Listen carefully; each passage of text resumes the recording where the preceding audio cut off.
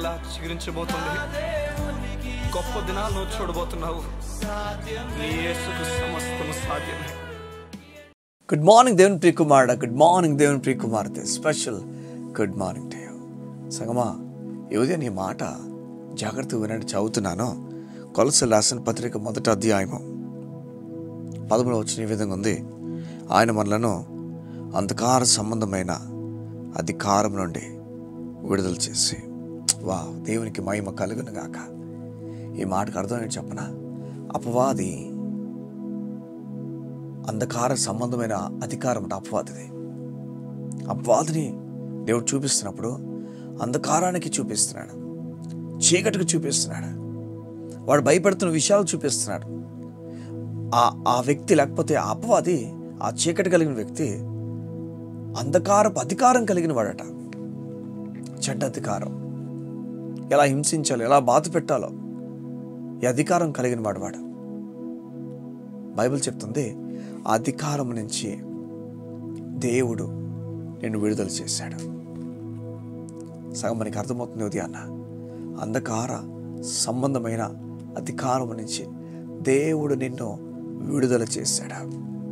వా, ఈ ఉదయమున నీవు దయ్యాల భయంతో నింపబడుతున్నావేమో. మధ్య కాలంలో నీవు ఈ లోకంలో ఏం జరిగిపోతుందో, అపవాది నీకు ఏం చేస్తాడో కీడించి భయపడిపోతున్నావేమో. భయపడాల్సిన పని లేదు.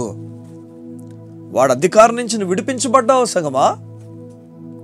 నేను దేవుడు అధికారం నుంచి బయటకు తీసుకొచ్చేసాడు సిలువ ద్వారా.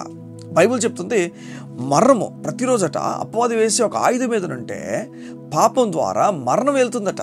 వాడు పని ఏదనంటే మరణము, నువ్వు చచ్చిపోతావు చూడు, నువ్వు పాపం చేసినవాడు చచ్చిపోతావు అని చెప్పి మరణపు భయాన్ని అందరిపైన పెట్టాడట.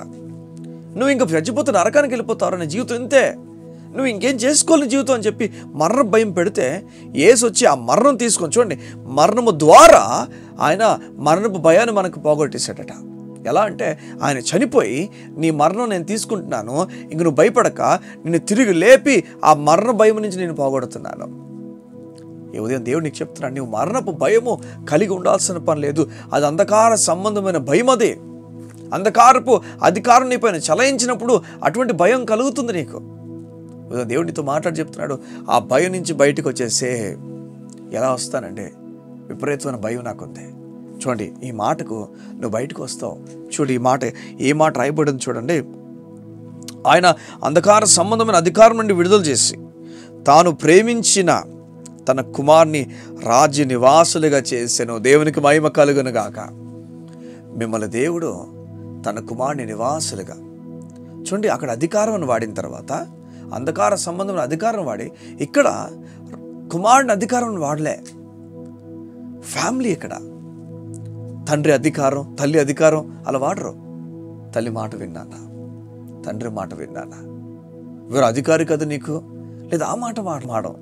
నివాసులు కలిసి ఉండేటట్లుగా తన కుమారుడితో కలిసి మనం నివసించాలని చెప్పి దేవుడు కోరుతున్నాడు. అంటే ఒక జర్నీ కోరుతున్నాడు దేవునితో. నిన్న దేవుడు చెప్తున్నాడు, నా కొడుకుతో నడవా, నా కొడుకుతో స్నేహం పెంచుకోవా, నా కొడుకుతో మాట్లాడవా. దేవుడు అలా పిలవడానికి నేను తన కుమారుని రాజ్య నివాసులుగా దేవుడు నేను చేశాడు. ఇప్పుడు చెప్పండి, ఒకవేళ ఇప్పుడు మనం అందరూ కూడా దేవుని నివాసులు, లేకపోతే రాజు తన కుమారుని నివాసులుగా అయిపోయాం. తన కుమారుడు ఉన్నాడు, ఆయన పక్కనే మనందరూ ఉన్నాం, అంతే కదా. అంతే, ఆయనతో పాటు నివసించుచున్నాం, ఆయనతో పాటు తిరుగుతున్నాం. ఇప్పుడు అబ్బాది ఆ పక్క నుంచి చూస్తే చెప్పండి, మనకేం చెప్పండి. ఇప్పుడు వాడు తేరు నిన్ను చూస్తున్నాడు, నిన్ను జీవితం పాడు చేయాలని చెప్పి. ఇప్పుడు ఏమైంది చెప్పండి? వాడు దేవుడిని యేసయ్యని ముట్టి రాగలడా? నిన్ను ముట్టాలంటే యేసయ్యని ముట్టాలి మొదట. నేను తాకాలంటే యేసయ్యని తాకాలి మొదట. నువ్వు భయపడద్దు. వాని అధికారంతో ఏం చేయాలనుకుంటున్నాడు చేయని, యేసు తన అధికారంతో ఏం చేయబోతున్నాడు నువ్వు చూడబోతున్నావు. అంధకార సంబంధం అధికారం నుంచి దేవుడు నీకు విడుదల ప్రకటించుచున్నాడు. గొప్ప విడుదల ప్రకటించు నీకు చెప్తున్నాడు.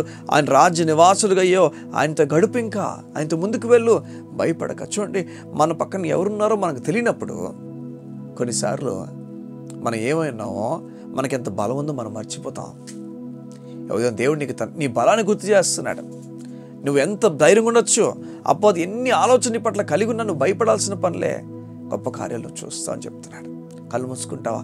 నీ గురించి ప్రార్థన చేస్తాను. మా ప్రియ పరలోకపు తండ్రి, నీ మాట సెలవిచ్చిన విధంగా నీ బిడ్డలు దేనికి భయపడాల్సిన పని లేదు.